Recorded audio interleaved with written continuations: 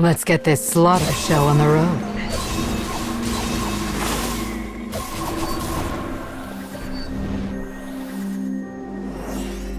More of you come to die?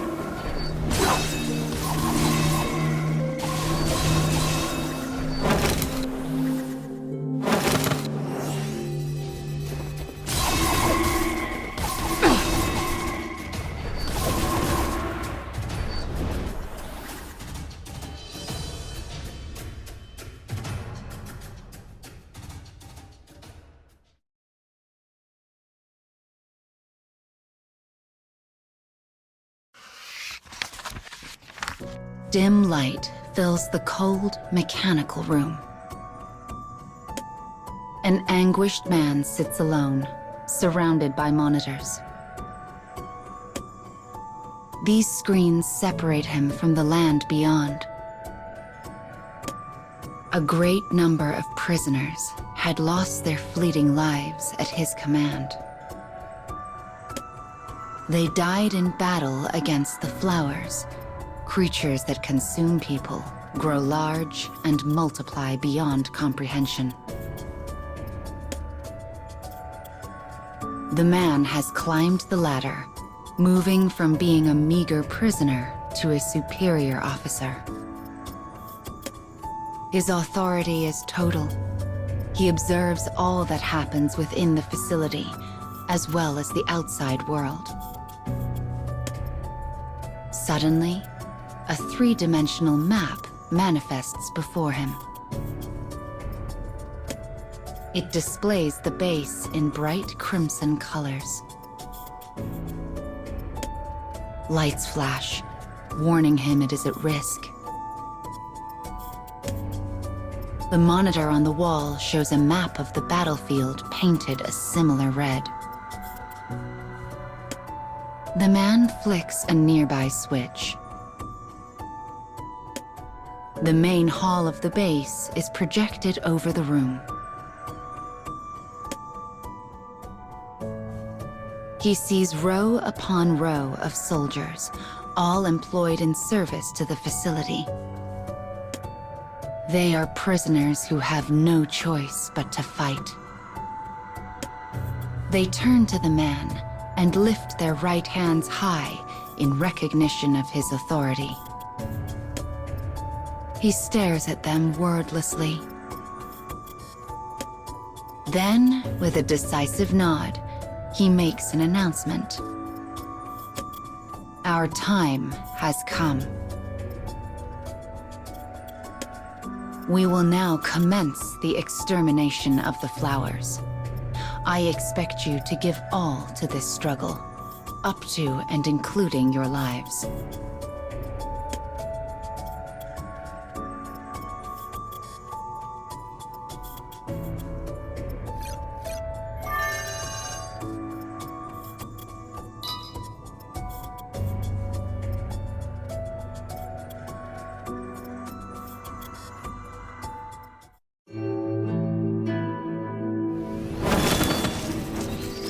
We ready here or what?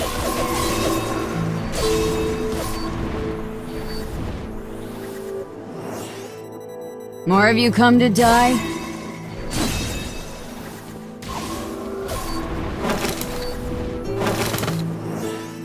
Oh, come on. Just die already.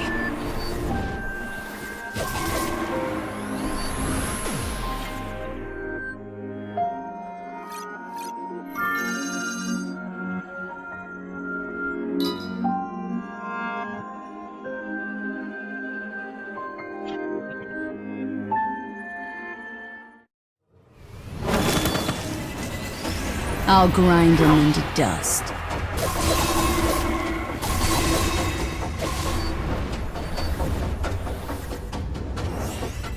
What a goddamn pain.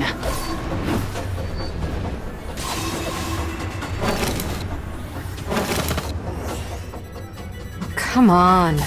Just die already.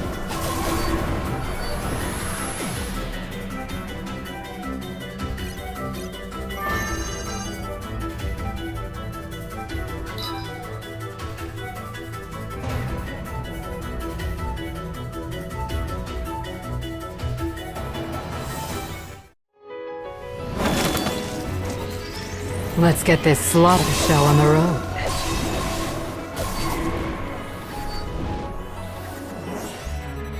What a goddamn pain.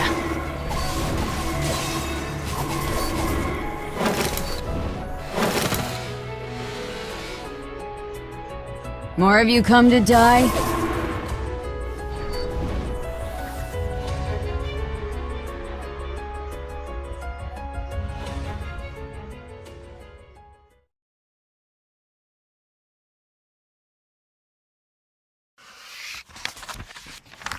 The superior officer prepares for deployment. Other prisoners have already begun the final battle against the flowers. As he watches them, he thinks back on the path that has led him to this point. For so long, the battle had been a stalemate, a constant series of successes and setbacks. But with the successful development of their plasma cannons, the tide began to swing toward humanity. Their advance was astonishing, historic. A long-awaited victory was tantalizingly close. Or so they thought. Ah, but fate is cruel. Perhaps it was due to their degraded equipment. Perhaps an effect of the flowers' attacks. Though the reason eludes the man, the base has fallen into a state of collapse. The damage done to it is now beyond their ability to repair. Soon, they will be unable to create more weapons. They must secure a victory before that day. They must. It is a reckless plan, but not one without method. Though slim, there remains a chance of victory. But to achieve it, they must thread a silver needle in the dark. Knowing this, the man has ordered an all-out attack. As his gaze sweeps over the prisoners, his compatriots, he murmurs two quiet words. "I'm sorry." They throw themselves into the fray, tossing aside their own lives without knowing they are humanity's last chance. The man swallows his guilt and readies his weapon. A woman comes to stand beside him, his wife. They both know they will not return. Even though all the power resides in his hands. He must continue the fight. We must avenge our child. Who said the words first? Perhaps they spoke them together.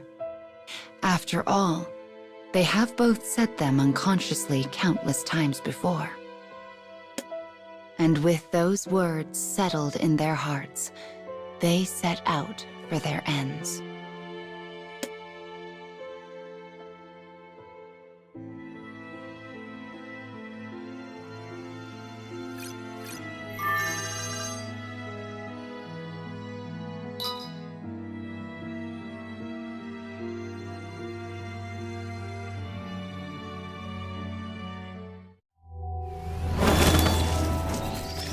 I'll grind them into dust.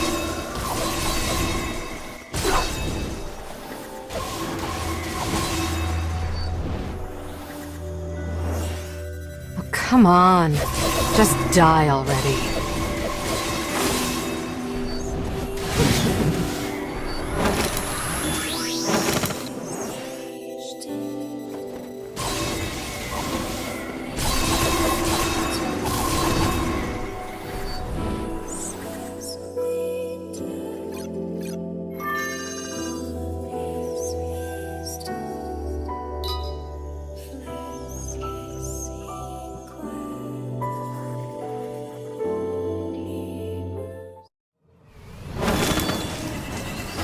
Let's get this slaughter show on the road.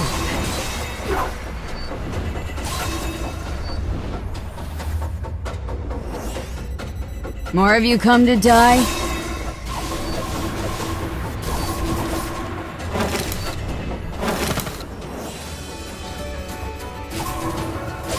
This isn't over.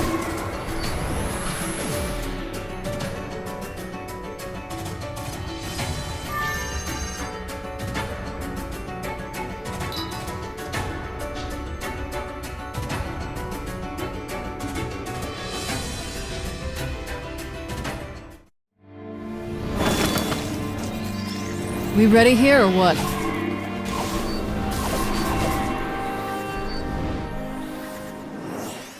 Oh, come on.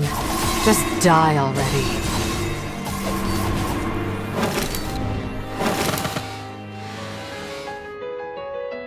More of you come to die?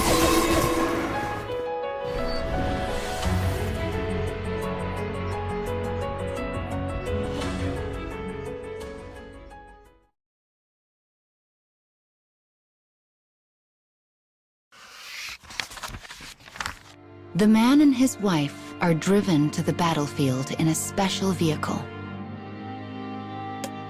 Suddenly, the wife turns to her husband and speaks. Is there really no hope of repairing the base? Though state-of-the-art, the base is still a mere building constructed by flawed human hands. Its eventual deterioration was expected and planned for. But for it to decay so suddenly and so swiftly, it is almost as though someone is deliberately trying to make a point. As if they are attempting to signal the end. The man places a hand on his worried wife's shoulder. The facility at the center of the base was originally off-limits, completely concealed from the outside. Even in his position of authority, the man cannot enter the facility to learn why the base is failing. But there is little point in such thoughts now. Better to fight and perhaps survive than be racked by doubts. For if they do survive, there will be much work to be done bringing humanity back from the brink of extinction. Though the wife quakes in fear, she senses her husband's determination and nods quietly. In that moment, their wills align. But then, a flower attacks their vehicle. The massive abomination crashes down upon them with the force of a meteor. It happens so fast, the couple does not even have time to voice regret. It is a savage end and wholly unsatisfying. The vehicle in which the man and woman sit is crumpled beyond recognition,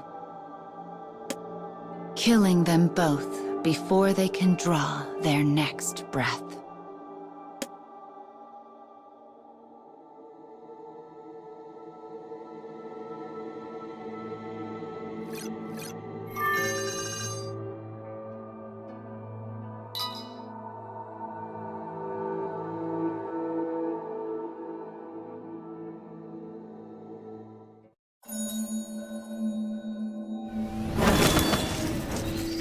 We ready here or what?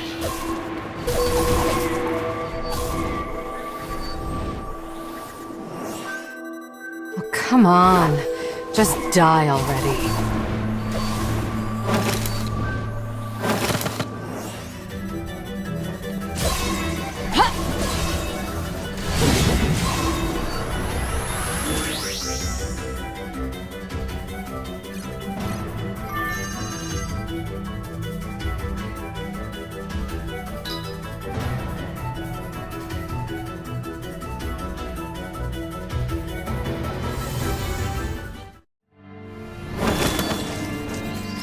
We ready here or what?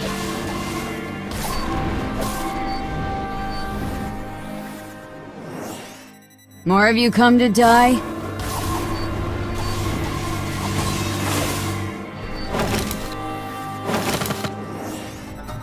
Oh, come on. Just die already.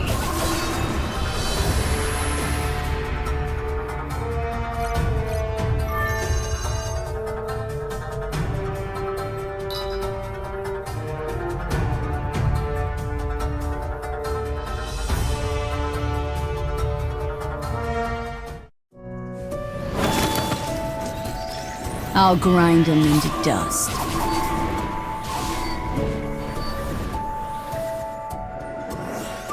What a goddamn pain.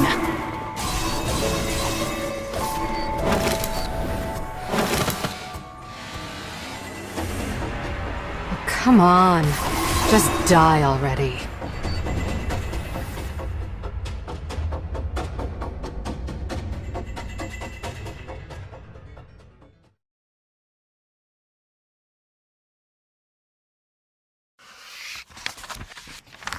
The central facility of the base is completely closed off from the rest of the world. It is a forbidden place. Even the highest and most powerful of humans is denied entry. Yet though it should be deserted, its interior is illuminated by a soft light. Suddenly, a monitor flickers to life. The word "reboot" appears in large letters on the screen. It then displays a map of the facility, changing its color from a threatening red to a calming green. A mechanical voice speaks from the monitor. All systems green. As though drawn by the voice, the prisoner and his wife appear before the monitor. The voice speaks again. No improvement forecasted for scenario flower cleansing. Force terminate the operation? The man nods and replies. Begin new scenario using the collected data. The prisoners are gathered in the facility hall once more. Among them stand the man and his wife, the very ones who should be in the central facility. They reaffirm one another's resolve, as they always do, even though they possess no memory of the conversation. We must avenge our child. And watching this scene unfold is a man and woman, hands joined, who hold power beyond the greatest of authorities. They create as many prisoners as they desire, only to cast them aside, searching for the perfect strategy to eliminate the flowers for good. They speak as one. Theirs is a plan that desecrates life, that uses it as a tool. Though it pains their souls, it is all done for the greater good. We must avenge our child. With this decision in their hearts, they press the switch and reset the world. They do so to bring about a new beginning, to see it through to a new end. And thus, it begins. Thus begins a new tale.